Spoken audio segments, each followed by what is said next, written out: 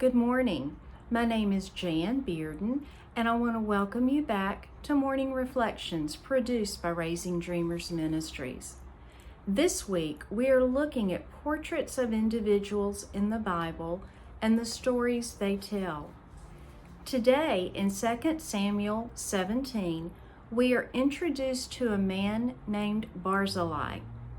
He comes to David during the revolt of Absalom and provides him with supplies and food necessary to sustain him and his men in the battle for the throne of Israel.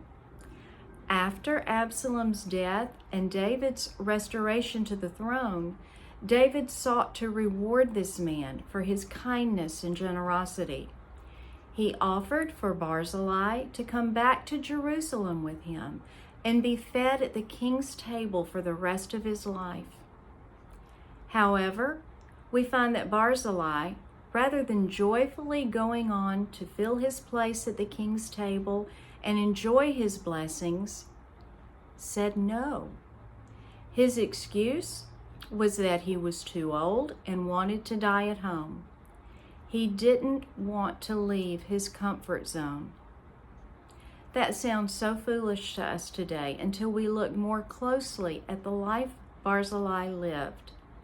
He was a chief in his community, well respected, and sought out for counsel by his peers. His life was comfortable, and he meant to keep it that way. Sure, he was generous and gave freely out of his abundance. But when it came to personal surrender to the will and authority of another, he sadly said, "No, thank you." Instead, he offered a compromise.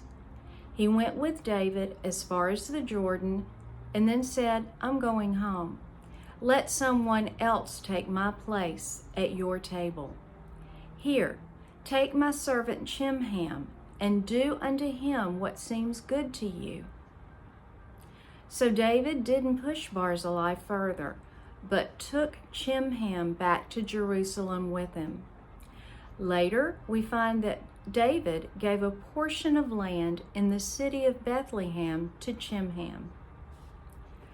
How many of us today are in the same situation as Barzillai, living a very comfortable life with our future planned out and daring anyone to mess with it, including the Lord? Oh yes, we go to church. We give our tithes and offerings. We serve on the Sunday school committees. We sing in the choir. But don't ask more of me than that.